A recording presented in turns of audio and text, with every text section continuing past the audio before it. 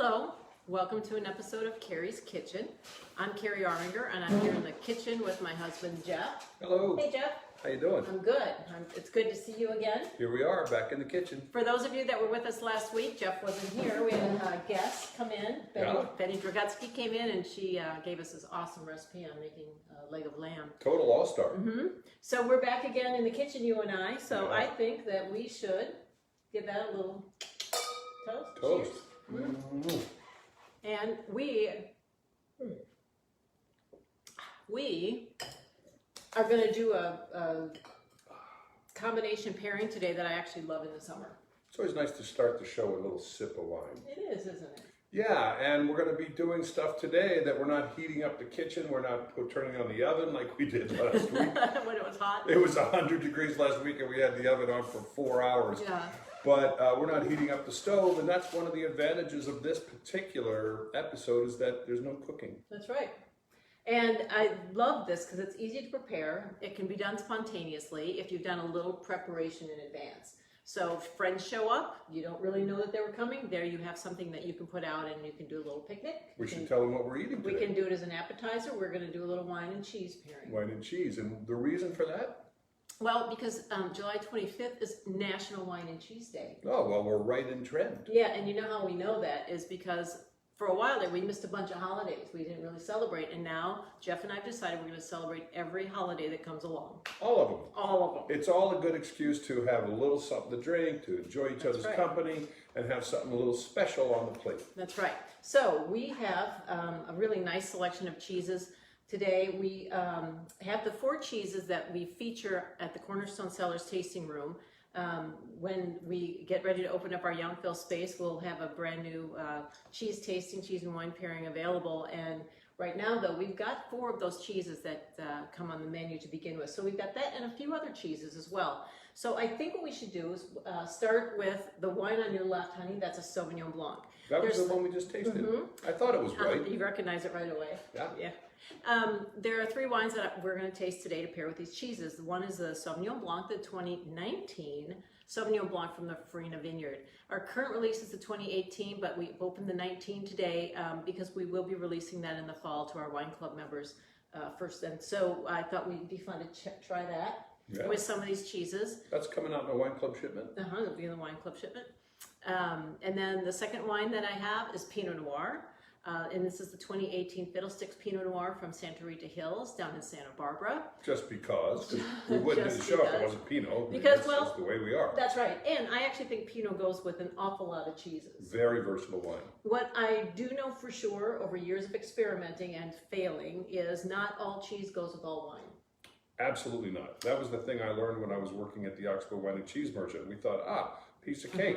Then we'd take a bunch of wine and take a bunch of cheeses and we'd learn how they just destroyed each other sometimes, and other times they lifted each other up. They did. So we are doing that today. We're not talking about charcuterie today. We're not talking about a complete total cheese board that you might put together with nuts and dates and things like that. We're just going to talk about the cheeses today.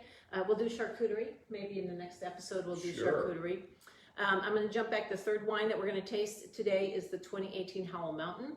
That has not been released yet either. In fact, it is going out in a pre-release next week. So some of you might have gotten an invitation or will be getting an invitation to do a pre-release, a pre-sale on the 2018 Howell Mountain. So I'm excited to taste a little Cabernet Sauvignon. A little Cabernet Sauvignon. Yeah. Exactly. So why don't we start with the Sauvignon Blanc? I've got a couple of cheeses here that I think are going to go really well.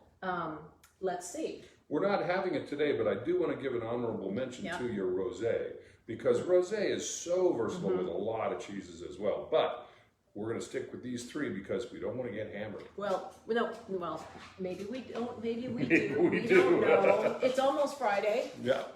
So when it comes to cheese, there's, we could talk forever on this, but we're not going to. But what I do like about cheese is it's similar in wine when you're tasting. Yeah. It's aromatic. We can smell all these cheeses. They all smell really different.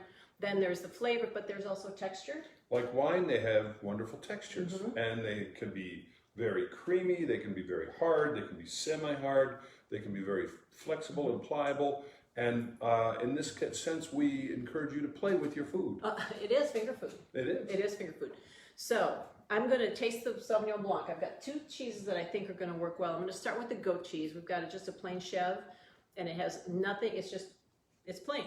And then I also took that same piece of goat cheese and I put some herbs on it. And I used the herbs from the winemaker's pantry. The winemaker's pantry are some herb blends, spice blends that are designed to pair exactly with the wines by varietal. Yes. So I have the Sauvignon Blanc. And often those are designed to be made into a dish, and so you're going to give them more flavor by letting them bloom in the heat and the oil and such. But in this case, it's just coating the goat cheese. So it's going to be a fairly plain and simple combination. But the first one's a naked goat. It's just a naked goat. I'm going to grab a little cracker. Go. Okay. So I'm going to, let's start with the Sauvignon Blanc. I'm going to smell that, give it a little sniff. Yeah. I get tropical notes. There's some bright acidity. I smell a little grapefruit. Yeah. Maybe a little lemon curd in there as well. It's herbaceous, bright. yeah. Herbaceous. It's fruity, but there's a creaminess to it in the middle as well. Yes. So I'm going to try And good acidity. now a bite of the goat cheese. Plain. Goat cheese. Naked goat. I was going to say something like, I love naked goat, but then I thought people would get the wrong idea. That does seem weird. It does. I would know what you meant. And that's why I love you. And still think it's weird. So goat cheese, and then go back and take another sip. But smell the goat cheese. Every cheese you should always smell because they are completely different. And it'll give you an idea of what the cheese is actually going to taste like.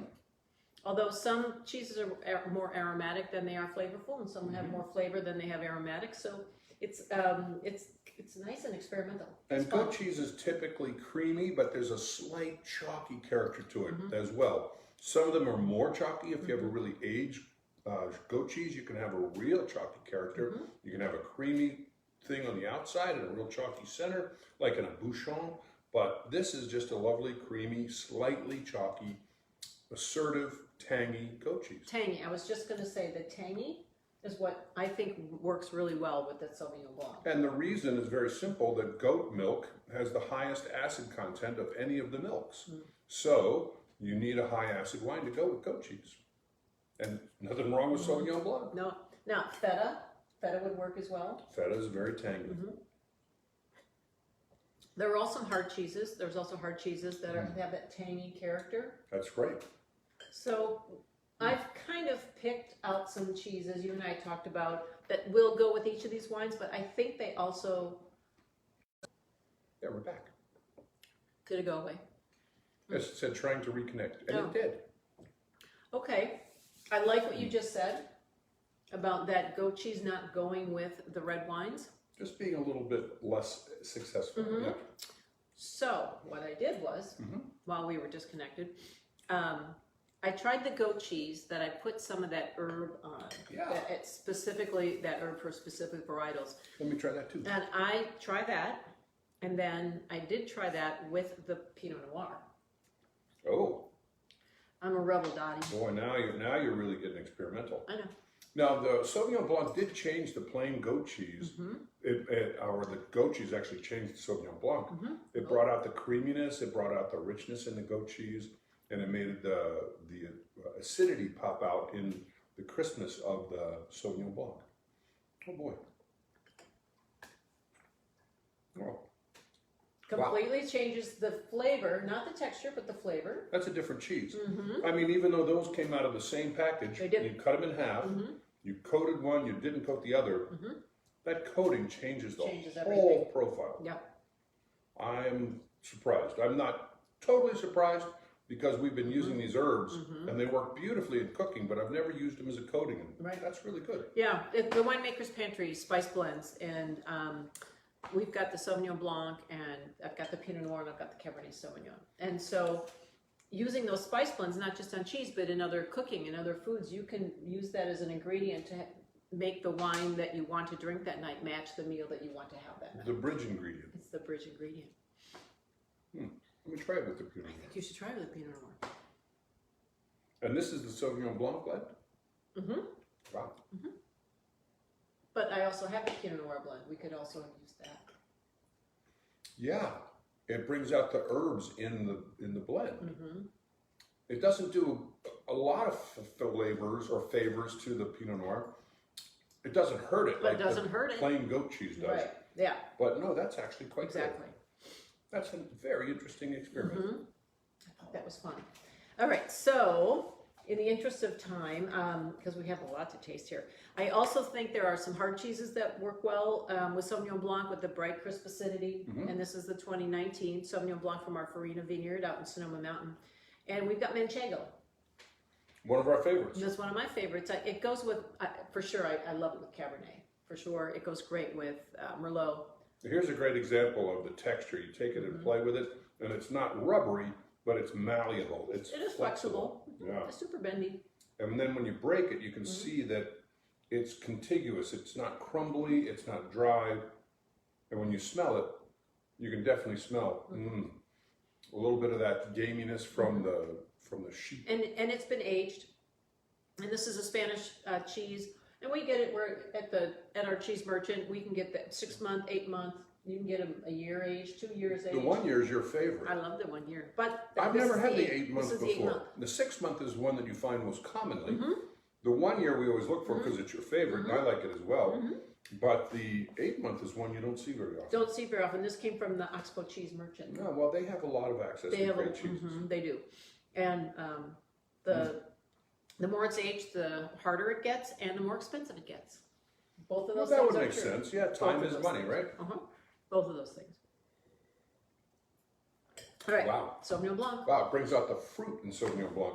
Lush. It tastes like a different wine with this cheese. Tropical. Yeah, the other one brought out the acidity and the crispness and the citrusy character. This is just like wonderful fruit, almost like orange blossom. Yeah, there is a little bit of that orange blossom, like sweet floral. Yeah. Yep. Boy, that's a good example of wine and cheese changing each other. I'm going to cut a little bit of this next one up. Please do. Okay. So on I our didn't cut that one. that's Sorry. okay. On our tasting menu and the tasting rooms for Cornerstone Cellars, we have 4 cheeses, and this is one of them. This is Prairie Breeze, and it's an aged cheddar. So we normally on the pairing menu have it paired with Pinot Noir. So I thought we'd try that first. That makes perfect sense. And then I've also got some Gruyere. We've got a really good friend of ours from Switzerland, and so we get really good Gruyere at their home pretty often. Oh yeah. Yeah, so I decided to throw a little Gruyere as a homage to Walter, but it's a little more aromatic. It's a little pungent. It's a little kind bit of more, tart. more gamey. Yeah, it's a Swiss cheese. But this one is just We'll a go back. beautiful, plain, tame, lovely, mild cheese called Prairie Breeze. And you couldn't find anything more friendly. It's just a nice, friendly cheese just to nibble on. And this we have paired with our Pinot Noir. Today we have the 2018 Pinot Noir in our glass from Fiddlesticks Vineyard. But now you're talking about a little higher salt level. A little more. This is cooked milk, so you're talking about a little more caramel flavors. Nutty. Nuttiness, yeah, nuttiness comes in a lot with cooked milk. This is like toasted pine nuts nutty. Yeah. Almost creamy like that. And it's at the perfect temperature. You know, you take this right out of the refrigerator, it's going to taste fairly bland. And it's, cheeses should always be brought up to temperature. Well, and temperature is crucial with wine as well. You don't want it too cold right out of the refrigerator, but you don't want whatever, we have as room temperature is just too warm. Yeah, cellar temperature really works quite well, which is, between 55 and 60, 65 at the most. If you get above 70, you're starting to volatilize all of that alcohol, and you get more brandy characters out of it, especially a big alcoholic wine. Yeah. And for us in the summertime, we put our reds into the refrigerator for about 20 minutes. And we bring our whites out of the refrigerator for about 20 minutes before we serve them. Absolutely. And you can make a meal out of this, or you could serve this as an appetizer. I mean, this is just a wonderful, easy course. Or dessert. Or dessert. Dessert. Instead of dessert. Right.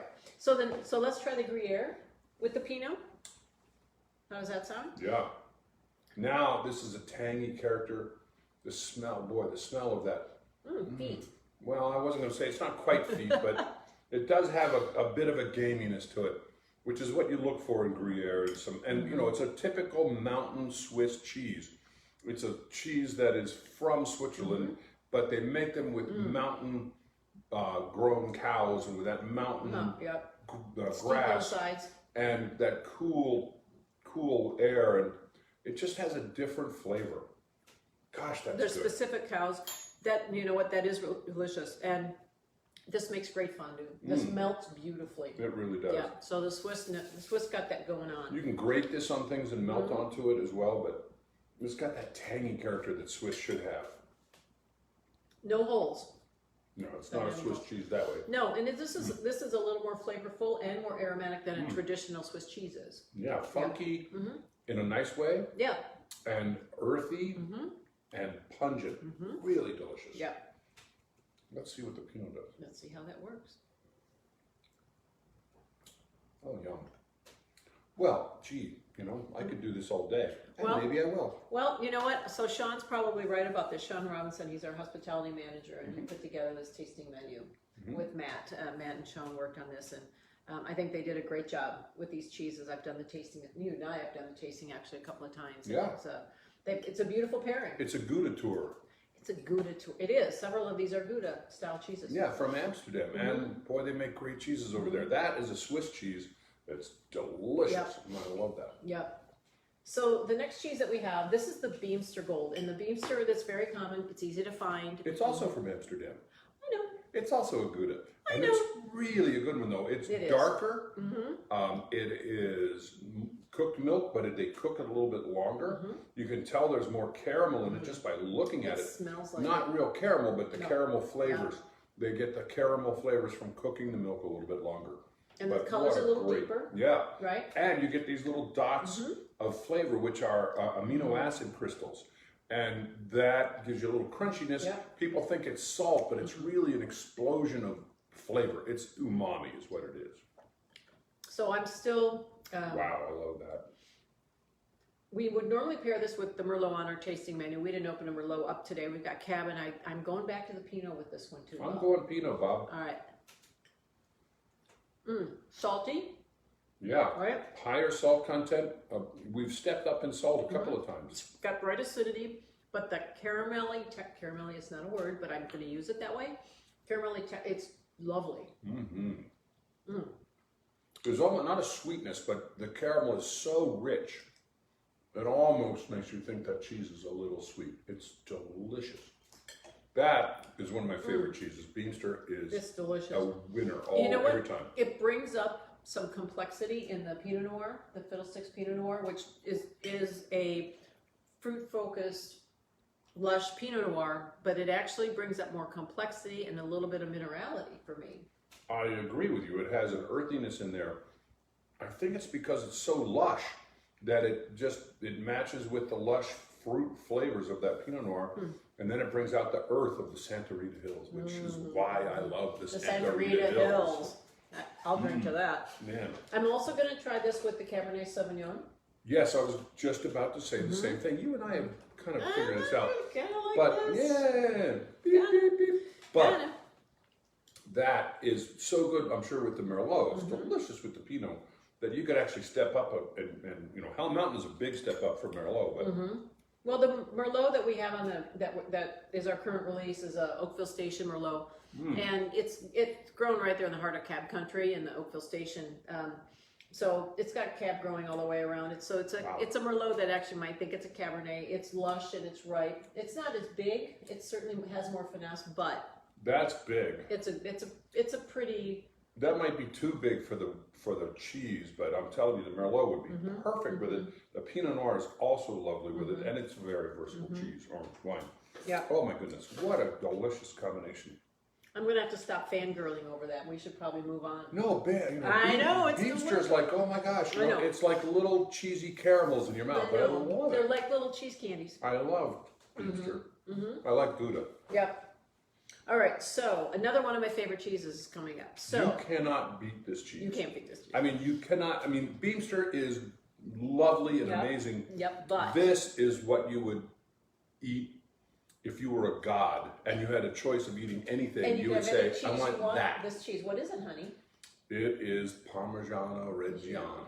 Oh, It comes Italy. from Emilia Romagna. Oh, Italy. The same area. I mean, it's like, it's the triangle of goodness The in Italy. goodness. Oh my goodness. I mean, it's the where cheese. prosciutto comes The from. butter. And the butter cheese. comes oh from. Oh my God. The Parmesan, though. You go over there and you start tasting the Parmesan, you go, wait a minute, hold on.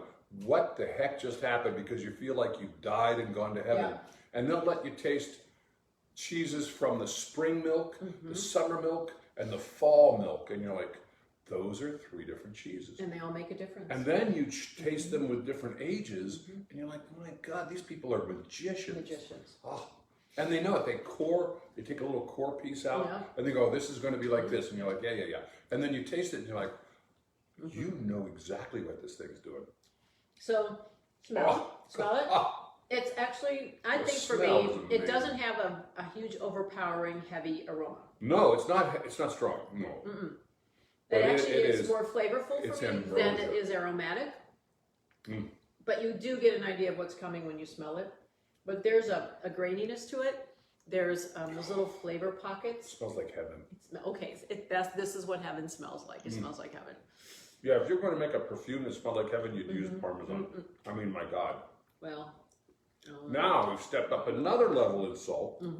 We have a little bit more graininess, a little bit more dryness in the crumb, if you will, and a whole lot more amino acid crystals. So this is exploding with umami.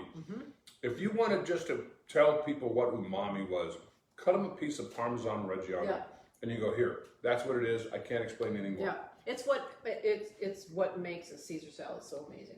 It Or makes it- anything you put it on. or pizza, or chicken, anything. or anything. Grate this on anything. We put it on nachos. Yeah. We put it on pizza. Yeah. We put all of it, along with other things. Mozzarella. All and you have to put do some is put it Parmigiano on a cracker. Reggiano.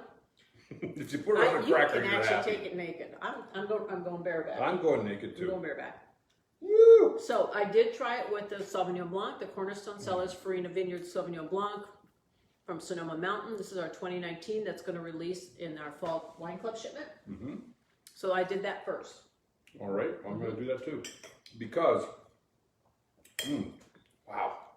Ooh, But I can't get over this cheese. yeah, this is a good one. And this gets also aged in a variety of different levels. Yeah. Again, it gets a little harder and it gets more expensive the longer it's aged. I actually like it in its youth. I do. I like it. Not only is it less expensive, but it's a little bit more approachable. It's not as crumbly. It will slice better. And you can still grate it. Oh my God. You can grate it and put it on whatever it is you're cooking. Honestly, it adds a level of complexity to just about anything. This is one of those foods that if you're going to be choosing your last meal, and people always talk about this, like I have to have lobster and ribeye and all this stuff, but if you're going to be choosing your last meal, you want a nice big hunk of Reggiano Parmigiano because it is so good. It's just because it's so good. I mean, it's All just, it's, I think, the best cheese on earth. I mean, it's just my opinion, but oh my God. And that's a ridiculous statement because there's so many brilliant cheeses. There are. But it's less caramely than the Goudas. It's less caramely than the Beamster. It's a little bit more salty and a little bit more, tangy. Yeah. But my gosh, what a great cheese. But for this, I have to say, this cheese doesn't go with every wine. It's one of those cheeses where just because you love it, it doesn't go with every wine. No, because that's I've now very tried it with the 3 wines that we're tasting. Oh, you the were so Sauvignon smart. Blanc, the Pinot Noir from Fiddlesticks Vineyard in Santa Rita Hills in Santa Barbara, and the Howell Mountain Cabernet Sauvignon. Well, tell me which one you like. Not yet. I'm going to let you taste. I did not want to, lead you down a Man, path. I'm telling you. I can smell that cheese all day. That Howell Mountain Cabernet Sauvignon is just starting to open up. I should have decanted it, but I didn't. Lovely. Boy. That makes the Sauvignon Blanc Same. taste even better Yeah. than it was by itself. It's so good. I really like what it does with the Pinot Noir. It dances around on your palate like whippy. I haven't had it with the Cabernet yet. I'm not going to say. But this is a cheese meant for Cabernet. It's meant for big. Oh, all right. I actually wouldn't have put those two together. That's a cheese meant for wine. I mean, I think it makes almost any wine taste better. You know what? I'm surprised. I wasn't thinking it was going to be the perfect Cabernet pair, but with that Hollow Mountain Cabernet, I think we should have opened the Oakville Station Merlot, because that would be killer with the Oakville Station Merlot. Well, that would be killer with, you could pick up a lot of bottles and say that's really good with the Parmesan. The rosé. Because Rosé of Pinot Noir. The rosé would be brilliant with that. Would be great. But Parmesan Reggiano, Yeah. it's just a brilliant wine. All right. As much as I don't want to do this, we're going to move on. Go. We have to, for time. No, but I want your answer. What do you like best with it? I love the Sauvignon Blanc for me. It was a Sauvignon Blanc wine for me. For sure. For sure. That's the wine. It makes the wine even better. It brings out a lushness, a tropicalness. And, the Sauvignon Blanc I love this. It's sort of a geeky thing that we do but we ferment part of it in a concrete egg, which holds about 4 barrels worth of wine, 240 gallons. And then I also use some small stainless steel, and then we have some acacia wood, a little new. We put a little bit of new in each year, and then we've got some older acacia wood and a tiny bit of neutral French oak. And so once the blend gets put together, which we just did this week because we're bottling in a couple of weeks, I just put the blend together for the 2020 vintage, and it's amazing the different components, how they all come together. The egg gives it some complexity and some minerality. There's a creaminess from being in the barrels. The other thing I do is I stir the lees up from the bottom of the barrel throughout the course of aging. And there's that creaminess as well, which makes it a perfect pairing with a lot of these cheeses. Because it's got the acidity, but it's got this creaminess, and it's got sort of a lush character, There's a lush character to it. All right. And lush is the perfect way to describe the way I am right now. Pretty much, you mean. Like a lush. I know. That's why we're meant for each other. I'm telling you, I think that Parmesan Reggiano is meant for the extremes of the wine tasting. And it's really good with that bright, crisp Sauvignon Blanc. It's really good with the big, rich, brooding Cabernet. Yep. And it's probably the least good with the Pinot Noir, which is unusual since I Pinot is so versatile. I'm actually glad you said that, because I'm like, well, I don't think it's a Pinot. It's actually the best pair with that. It's not. It's too good a cheese. I didn't want to say that ahead of time because I didn't want to color your opinion. All right, so now we've got a triple cream brie, which honestly just spread that on a knife and you're done. Does it need wine? No, it's triple cream brie, for God's sake. No, exactly. Right? You could just put this on your finger and lick it off. It's as close to butter, right? And so if we had bread, we don't. If we had bread, right? Yeah. But this is definitely a cheese that you let come to room temperature. Coming right out, it just starts to ooze a little bit. It sometimes folds in on itself. You can smell the ripeness. So this would be one that you would design for Merlot, is that correct? Yeah, I think so. Yes, frequently with the Merlot, but I think it will actually work with some other wines as well. I'm actually going to jump in with the Sauvignon Blanc. Oh my. And this is a 2019 Sauvignon Blanc, super fresh. That is a different wine. Yeah. The Parmesan gave it a little richness. This gives it a crispness that's very different. Because we're talking about a really high fat content. The high fat in that cheese does bring it, exactly. It brings out the crispness. There's this bright acidity. It's not tart or astringent. It's just this, it washes over you and it kind of cuts through the fat and it makes you want to have another bite of cheese. It's triple cream, so it's 60% or more butterfat. So give me butterfat or give me depth. That's right. Or both. Wow. Oh, man, that's good. And my guess is, I'm going to guess, that's probably not the best pair for Cabernet. But I'm willing to try. I'm going to take one for the team, people. Not necessarily. Often, well, I'll wait. I'm going to take one for the team. Finger food. Well, wait a minute. I'm 2018 Howell Mountain Cabernet. We're getting ready to release this. Some of you have gotten the pre-release invitation to purchase. We're not shipping it yet. Too hot. We'll ship it in the fall, but we're going to start offering it a bit and having it available because we didn't make very much. We got a little over 100 cases of it, and it sells out right away. So that's amazing. I started doing wine and cheese pairings about 25 years ago, and I just went, that's odd that Brie goes with Cabernet.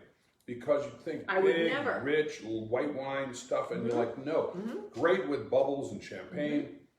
But Cabernet somehow manages to fit itself into that. I don't know how. Well, it's the tannin that gets tamed by the incredible amount of fat. That fat. So you're basically having like the fat of a steak Right. and the richness of a steak with the Cabernet, and it somehow Brie tames Cabernet. It does, and there's not salt in there. No. It's not tart. It's not any of those things you think are. It's the fat. No, it's just rich and creamy. I mean, it's just like super luscious. It coats your tongue, Yep. and then it waits for the tannins in the Cabernet to strip your tongue, and it balances the whole dang thing. It does. It's an amazing It is. combination. So I'm going to move on because Please. right, because we still have a couple more things to do. So Let's the go. next cheese is called Prima Donna, and this is a cheese that we have on our tasting menu, our cheese tasting menu at the Cornerstone Cellars Tasting Home. I think Sean and Matt actually We're back to discovered cooked this. milk. I know. Well, so, I know. Caramel. This is another Gouda style cheese, and this we have Lovely. with the Cabernet Franc. A little If bit it's more on the crumbly. tasting menu, which we don't taste very often because we don't make very much of it, the Cabernet Franc from Oakville Station is mostly available to our wine club members. You know, we make about 120 cases of it, so there's not that much. But Cabernet Sauvignon as well, right? Yeah. So how would you describe this cheese? Well, it's cooked milk again. It's got that caramel characteristic that the Beamster had, you know, with that Gouda characteristic that's really, really lovely. A nuttiness, which is a word that's used too often for Gouda, but it's the perfect word for Gouda. It's just great. But we could be specific, like nuttiness in that, like I've got in the cheese earlier, I kind of got pine nuts, but this is more like macadamia nuts Hawaii. Yeah, This is a macadamia it's a nut richer kind nut. of Yep, nuttiness. you're right. It's Absolutely. oily, maybe cashew. Almost like a roasted hazelnut or something, but I mean, it's really There's delicious. an oiliness to it. Okay, so what do we do with that? What do we pair with that? Well, It's not a bold cheese. It's not overly aromatic. You can smell it. You taste it. It's mildish, but it's got that umami in it. well, right. it has the amino acid crystals. It has the cooked milk caramel characteristic. It's got the richness, so it's not going to be necessarily a Merlot or a Pinot Noir wine. What are you thinking? Well, I'm trying with a Pinot Noir, but I think it's Cab. Yeah, the Merlot just underwines it. I mean, you're like, okay, that's good. There's nothing wrong with it, but it doesn't add You mean the anything. Pinot? Yeah. I'm sorry, Because Pinot. I just did the Pinot too. Yeah, And it's fine. yeah, I misspoke. I meant Pinot. If what you had open was one wine and it was Pinot, most of these cheeses would be a great pair. Just fine with it, yeah. That works just fine, but it might not be the best pair. No. Yeah. That's why I Which highly I recommend. don't want anyone to know, but maybe Pinot wouldn't be the best pair here. Oh my God. Did we say that? But No. well, that's why we highly recommend with several cheeses that you open a few Couple of different different wines wines. and try them. No, it's a Cabernet wine. It's Cabernet. That would actually be very good with the Merlot as well. It would be great with the Merlot, but I think it's so happy with that. Oh, that's Mountain. uh-huh. Let's move on. And we normally pair this with the Oakville Station Cabernet Sauvignon, which is is on our current tasting menu. Ain't nothing wrong with that one. No, that 2017 Oakville Station. I'd love to chat about that for a Can you minute. say Tokalon? I know it's the Tokalon Vineyard. Man, the pedigree on that is a super fine thing. That would be great with the Oakville Station. Now we're Cabernet moving Sauvignon. on. If we're moving on, We we're do. moving on to brightness. This is euphoria, which is another way of explaining how happy you are when you eat it. Euphoria, as Euphoria, in sheep. EWEU, as in sheep. Yeah, EW. Yeah, I did not get that right away. No, exactly. I Euphoria. kind of sort of, I know. But it's sheep's milk, Sometimes but I'm a little it's a slow. sheep's milk Gouda. So it's a Gouda style. Mm-hmm. It's made in Amsterdam, but it's not made out of cow's milk. So you get a brightness and a tanginess Oh. from the sheep's milk and a gaminess Oh. you don't get out of Gouda. And It's this made is out of cow. and this is actually on the Cornerstone Cellars tasting menu as well. Thank you, Sean and Matt. This is a lovely, lovely cheese, and luckily it's broadly available. You can get it just about anywhere. Euphoria, EWE, and we'll post this on the website. The list of cheeses we had today. It's creamy. It's softer but and not creamy. soft. No. And it's got the umami in it, but it's not hard. Right. And it's not overly aromatic, but it's flavorful. Like that is It's a little bit of this It's and the a little bit of Goldilocks that. of Yeah, cheese. exactly. It's right in the middle. But it doesn't have, I mean, it has a little bit of the cooked milk of the Gouda. It is a Gouda, but it's still sheep's milk. So it's got this kind of weird, gamey brightness to it. It's really good. It really is the Goldilocks of cheese. I think it's going to be Cabernet again. I love that it's easily available as well. Yeah, Euphoria you should be able to find. I'm not so sure that that's going to be all that You know, happy with it's the not the Pinot. I'll tell you now, it actually isn't. It works okay. It's fine with the Pinot. That's not the best pair. The 2018 Howell Mountain Cabernet Sauvignon, it sings. That's not a Pinot Noir, No. Noir cheese. It's not. But it's really Howell Mountain cheese. I mean, it's big enough and rich enough. Yeah. Also good with Good the Sauvignon stuff. Blanc. So cut up a bunch of cheeses, open a few wines, sit Try 'em down, all. and have yourself a ball. I know.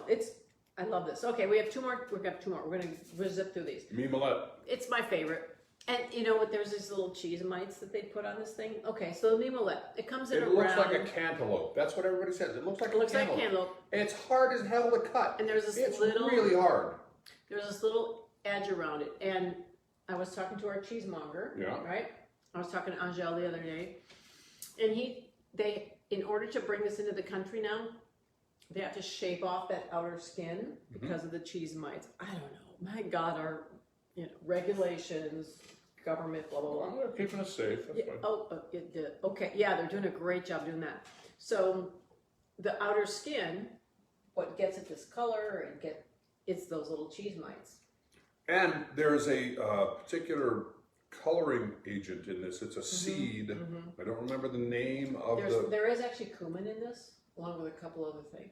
but there's a seed that they use to color it that's really specific. Yeah, and it's not an artificial color, but it is bright orange.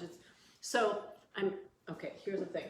I'm actually from Wisconsin, and cheddar used to be this bright orange color, and that's not the color cheese is supposed to be, except in the mimolette. It's not artificially colored. This is the color of the cheese. So shame on Wisconsin for orange cheese, but this one in particular, the mimolette, and this is a classic. This is a no-brainer. This is not a big discovery. Mimolette's a world of its own. It is. It's a hard cheese, not particularly aromatic, Cow's milk, right? but rich. Rich, creamy, nutty, but in a vanilla sort of way, but not sweet. Mimolette is Cabernet Sauvignon's best friend. It really is. If you're having a big Cabernet or Oh. Bordeaux or whatever it is you're having, Mimolette, Mimolette. it's a no-brainer. It's a no doubt. It's a constant, perfect winner. With wine or without. Honestly, with wine or without. But if this is a Cabernet.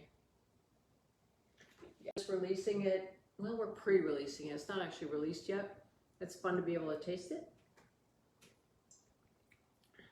Wow. And last but not least, go ahead, Mimolette. All I was going to say is that's one of my favorite cheeses that goes with that wine beautifully. One of your favorite wines. And the last cheese we're going to taste today is actually one of my least favorite cheeses. Some people love blue cheese. I'm not a huge fan, but Well, this is the Point Reyes. I'm going to leave it to you. Yeah, I'm going to taste it. This is a cheese that's an outlier. Not everybody's going to like it. It's a Point Reyes blue cheese from the Cowgirl Creamery. And man, it's pungent and delicious, but blue cheese is not everybody's favorite. Let's just put it that way. But it's also not every wine's favorite because wine is very hard to match with this. And what I sourced this week, and I looked at a couple of different places. We buy our cheeses from Oxbow Wine and Cheese Merchant. We do have a little local market that's great, and then Whole Foods has a beautiful cheese department here in Napa. But they have a low impact, light blue cheese, which it has the blue cheese character, but it isn't overwhelming for me. So I actually like this one. Yeah. I don't hate it, but you know, there's It's so a many stronger others. flavor, Oh my but goodness, there's so many it's others. not a red wine cheese. I don't think so. What do you think it goes with? Well, it goes best with something with a touch of sugar, but it goes okay with that Sauvignon Blanc. This is not the most wine-friendly cheese in the world. Let's just put it that way. It is a good cheese. It is a wonderful cheese. People love it. It is a wonderful example of blue cheese, but it is not the winery's best friend. Let's put it that way. No, but it always ends up on a cheese board. And I think it ends up on a cheese board for texture, Yeah. flavor, and for A aesthetics. tanginess, a pungency. But for pretty. I mean, Yeah. honestly, it's a beautiful cheese. I feel like I should like it because it's pretty. But some people like blue, many people don't. Yeah. It's a tough one, but I'm telling you, really great cheeses, really great wines, and to wrap it all up, boy, there's not a lot of things that weren't really wonderful with this. The blue cheeses may be the exception. So, time-wise, man, this was fun, and I loved tasting all these things. They're experiment. I think it's important to kind of try different things. If you're not really sure, I would go with a goat, a feta, something like that, right, for your whites. Get a Gouda. The Parmigiano Reggiano, Oh yeah. go Gouda. Well, you Right? don't ever leave out Parmesan Reggiano. Don't leave it out. Because even if it doesn't get eaten on the cheese board, you'll use it. And you'll cook with it. Every bit of it's it. the best cheese in the world. You'll use it. Put it that way. Yep. And then a Gouda, an aged Gouda of some kind. And then for me, I know it might be my Wisconsin roots, but an aged cheddar, always good. So there's a couple of things that you can get. It's fun to experiment. I love the soft cheeses. If you give me a triple cream brie, I'm in. You may have noticed, I didn't put the Domaine de Village on here. No, because No, you would eat it all. or the Brie Savarin, which are all triple cream. They're like butter, really spreadable butter. But experiment, and not every cheese goes with every wine, but if you go with more tart, more salt, a little more umami, right? Right? I think you're going to be able to put together a really great cheese board. Pay attention to the textures, the pungency, the salt content, Yeah, and then the fruity roundness of the wine, yeah. and you'll be able to match a bunch of different cheese and wines together. And I'm going to put in one word of caution. Yeah. It's a natural thing to want to pour honey on something, or a jam with a spicy jalapeno, whatever. Quince, people want to put quince, they put candied walnuts. Anytime you put anything sweet on your cheese board, and we'll talk about this more when we do the charcuterie You're board, hurting the wine. it's not going to go with the wine. You're going to put anything you put sweet on your cheese board or charcuterie board is going to make the wine taste bitter and acidic. It's a beautiful board, Yeah, pretty. but then you have to worry about the wine. Yeah. So, honey, cheers. Cheers. Thanks so much. You are my cheese meister. Oh, and you are my cheese lover. You know stuff. So thank you. And I'm going to run over and I'm going to turn this off. I can do that if you want. Would you do that? Watch this, I can get up. Oh my God, look at you go. No, but this was like a magnificent, very large cheese course that was so But there's delicious. options. There's options. And for a cheese board, 3 cheeses.